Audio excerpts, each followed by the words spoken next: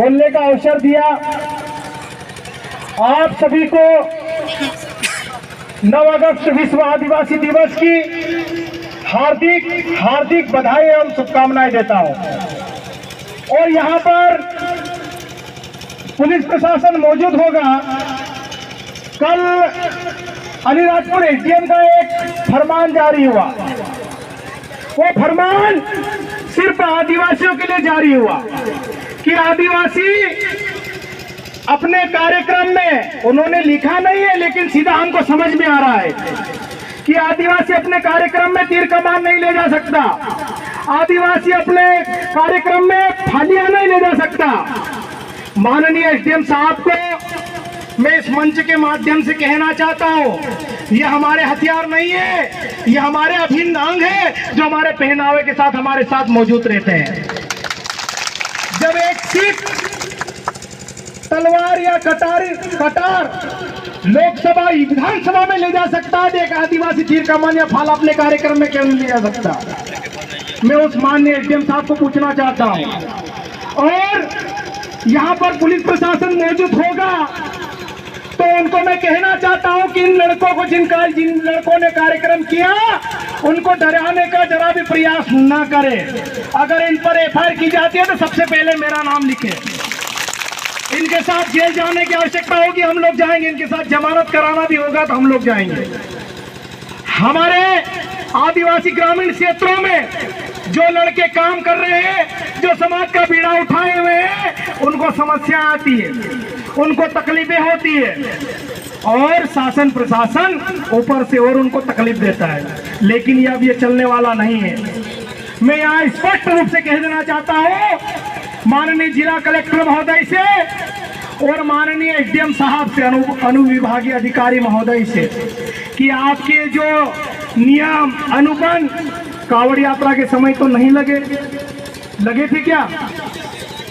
अब क्यों लग रहे? क्योंकि विश्व आदिवासी दिवस आया है। एक तरफ आदिवासी राष्ट्रपति देते हो और एक तरफ आदिवासियों को अपना कार्यक्रम मनाने से रोकते हो। ये नहीं चलने वाला और ये चलने भी नहीं देंगे हम लोग। साथियों, आदिवासी समाज और खासकर आदिवासी समाज का युवा अपने समाज के लिए, अपने हक अधिकार के लिए घर से निकल चुका है। जनप्रतिनिधि, राजनीतिक दल हमारे लोगों को रोकने का प्रयास करते हैं।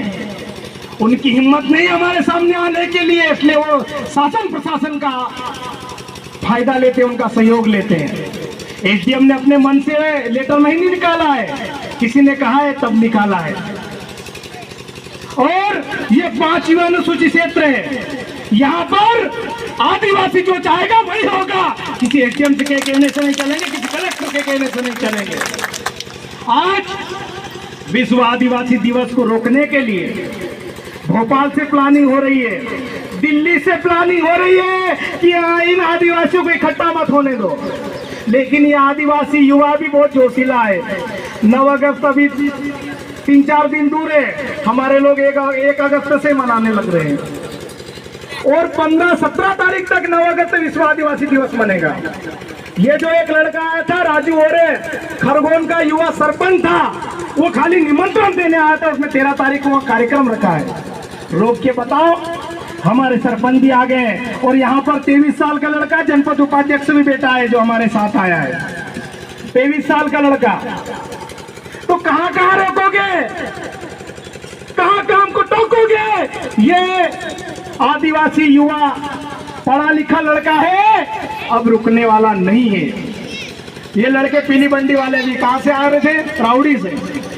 इनको देख रहा था, जय आदिवासी जय जोहार, खून बिहारे हमू नहार, यही गाना चल रहा था डीजे पे। ये आप लोग बताओ यार, झूठ बोल रहा हूँ क्या मैं?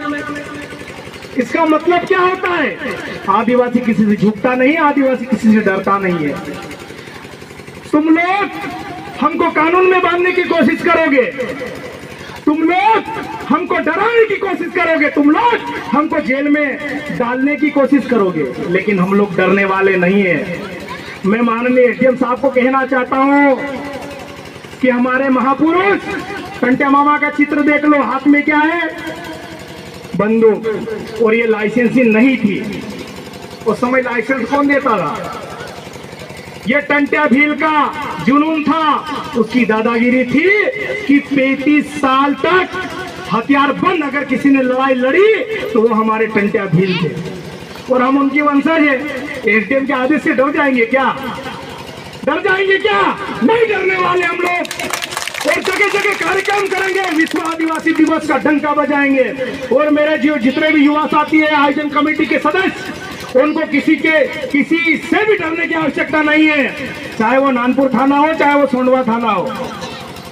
और मैं फिर कह रहा हूँ, शायद पुलिस वाले पीछे बैठे हैं, उनको कहना चाहता हूँ कि इन लड़कों को परेशान करने की कोशिश भी मत करना, वरना हम लोग बहुत ज्यादा संख्या में आ जाते हैं और अनाप शनाप बोलते हैं। फिर मत बोलना कि उसको बोलो यार मत आए। और इन लड़कों पे अगर एफआईआर होती है, किसी कानून का इन्होंने उल्लंघन किया, अगर ऐसा एफआईआर किया तो सबसे पहले महेंद्र कन्नौज का नाम लिखना उसमें एफआईआर के आगे। इनके साथ मैं भी जाऊंगा। अब ये आदिवासी समाज झुकने वाला नहीं है, रुकने वाला नहीं है। साथियों, आज यहाँ पर शायद पहली बार कार्यक्रम हुआ है और इन लड़कों ने बार बार बोला कि दादा आपको आना पड़ेगा। हमने 3 कार्यक्रम छोड़े और आपके बीच आए हैं।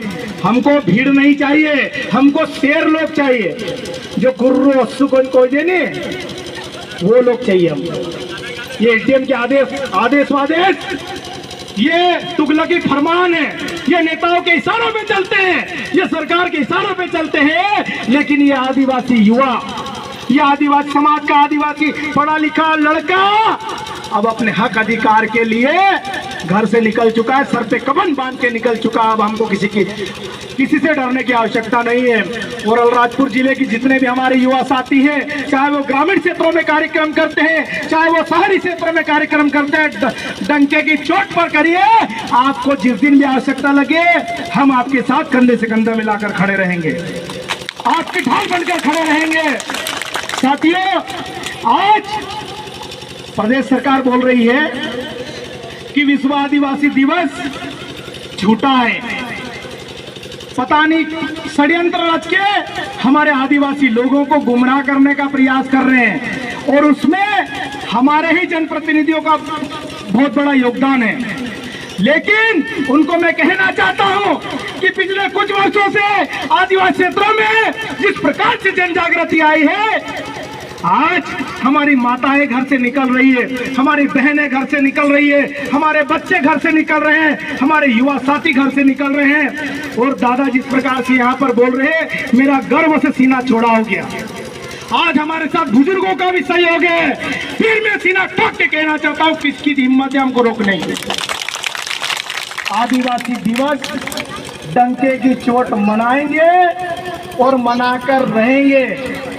तुम सिर्फ कहते हो कि सिर्फ ये 9 अगस्त को मनाया जाता है, लेकिन हमारे युवा इतने जुनूनी है कि 1 तारीख से 15 तारीख तक मना रहे हैं, 17 तारीख तक मना रहे हैं, 20 तारीख तक मना रहे हैं। ये बदलाव समाज में जिस प्रकार से आया है, ये क्रांति को रोकने के लिए, इसको टोकने के लिए खूब प्रयास किया। लेकिन उसके बाद भी हमारे कई पंचायतों में हमारे सरपंच निकल के आए हैं, जनपद सदस्य निकल कर आए हैं, जिला पंचायत सदस्य बनकर आए हैं। और यही जो चुनकर आए जनप्रतिनिधि है, जो नए लड़के सामाजिक विचारधारा वाले, यही तुम्हारे जिला पंचायत क्षेत्र में छाती पे मूंग दलेंगे, ग्राम पंचायत में छाती पे मूंग दलने वाले लड़के हैं। और ये समाज के केडर से निकलने वाले युवा है, किसी दबने वाले, बीजेपी कांग्रेस के तलवे चाटने वाले लोग नहीं है। साथियों, वक्ता बहुत सारे हैं और भी मेरे बाद भी अच्छे वक्ता आएंगे, और मेरे से पहले भी अच्छे वक्ताओं ने अपनी बात रखी। लेकिन मैं तो एक ही चीज कहना चाहता हूँ कि डरने की आवश्यकता नहीं है। मैं तो हर जगह बोल रहा हूँ, यहाँ पर भी बोल रहा हूँ कि आदिवासी खून लड़ने वाला होता है, डरने वाला खून आदिवासी नहीं होता है। अगर मैं झूठ बोल रहा हूँ तो हमारे जो महापुरुष बेटे हैं, वरिष्ठ जन बेटे, सापे वाले बेटे हैं, फेटे वाले बेटे हैं, नक्कर वाले बेटे, उनको पूछ लेना कि आदिवासी खून क्या होता है। ये तुम्हारे जंगल जो भी हम आए बीच में, अगर एक आदिवासी कुर्राटी भी मार देता है तो रास्ता बंद हो जाता है। वो है हमारी ताकत, वो हमारी औकात। साथियों, वक्ताओं की लिस्ट लंबी है, बातें बहुत सारी है, मैं ज़्यादा बात नहीं करूंगा, लेकिन एक पॉइंट की बात बोलकर अपना स्थान ग्रहण करूंगा कि आजकल जैसे कि मंडोई दादा ने बताया यहाँ पर यूरिया खाद वालों की बैंड कुक्सी में अच्छी तरह से बजाई है और यूरिया खाद 266.50 मतलब 67 रुपए में भी नहीं आता है। उसके बाद भी ये व्यापारी लोग कोई 450 रुपए में बेच रहा है, कोई 435 में बेच रहा है, कोई 500 में बेच रहा है, कोई 550 में बेच रहा है। उसका सरकारी रेट है 267 या 266 मान लो। आप सभी जागरूक युवाओं से मैं कहना चाहता हूं कि अपने जो माँ बाप है वो अनपढ़ जरूर हो सकते हैं, वो भोले हो सकते हैं, लेकिन अगर उन्होंने अपने मेहनत मजदूरी करके अपने को पढ़ाया है तो अपनी जिम्मेदारी है कि खाद कितने में आ रहा है। और अभी ये व्यापारी लोग हमारे लोगों को खाद नहीं दे रहे हैं, गोदाम में पड़ा है, क्योंकि 267 में उनको पूरता नहीं है, उनको पूरता है 450 में, उनको 550 में। मैं आज इस अलीराजपुर जिले की पावन धरा से इस गांव की पवित्र माटी पे खड़ा होकर मैं बोलना चाहता हूं कि जिन लोगों ने गोदाम में खाद रखा, बड़ा बड़े व्यापारियों ने, अगर जल्द ही हमारे लोगों को अगर वो खाद नहीं दिया गया तो हम ताला तोड़ के खाद ले आएंगे, क्योंकि हमारी आवश्यकता की चीज है। और खाद लाएंगे, पैसे भी देंगे, लेकिन पैसे देंगे 267, खुले भी लेके जाएंगे। तो साथियों, हमारे जितने भी जागरूक युवा हैं, एक तो शिक्षा, जो हमारे गांव में स्कूल है, कितनी बजे खुलना चाहिए, कितनी बजे बंद होना चाहिए और उसमें शिक्षा क्या हो रही है, इस पर हमारे युवा साथी ध्यान देंगे। आरटीई का नियम है 10:30 बजे स्कूल खुलना और 4:30 बजे 5 बजे बंद होना, लेकिन हमारे कई ग्रामीण क्षेत्रों में स्कूलें 2 बजे बंद हो जाती है, 3 बजे बंद हो जाती है। तो इन स्कूलों को खुलवाने के लिए कोई कलेक्टर नहीं आएगा, कोई हेडम नहीं आएगा। आप हम जैसे पीले गमछे वाले लड़के भी अगर उस स्कूल में चले जाएंगे तो स्कूल खुल जाएगा और तुम्हारे हिसाब से स्कूल बंद हो जाएगा।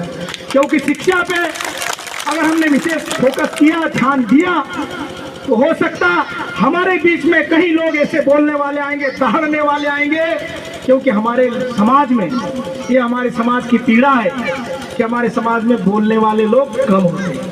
लेकिन इस कार्यक्रम के बाद मुझे विश्वास है कि मेरे समाज के युवा संवैधानिक जानकारी के साथ, नियम कानून के साथ अपने गांव का, अपने क्षेत्र का, अपने तहसील का, अपने जिले का, अपने प्रदेश का विकास करेंगे और डंके की चोट विकास करेंगे। और फिर बोल रहा हूं कि डरने की तो बिल्कुल भी आवश्यकता नहीं है। आप जिस दिन बुलाओगे हम आपके साथ आधी रात को खड़े रहेंगे। तो बहुत बहुत धन्यवाद, आपने मुझे समय दिया, बोलने का अवसर दिया।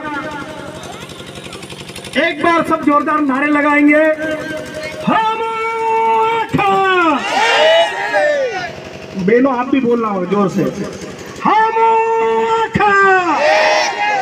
आदिवासी एकता जिंदाबाद, आदिवासी एकता जिंदाबाद, लड़ेंगे लड़ेंगे।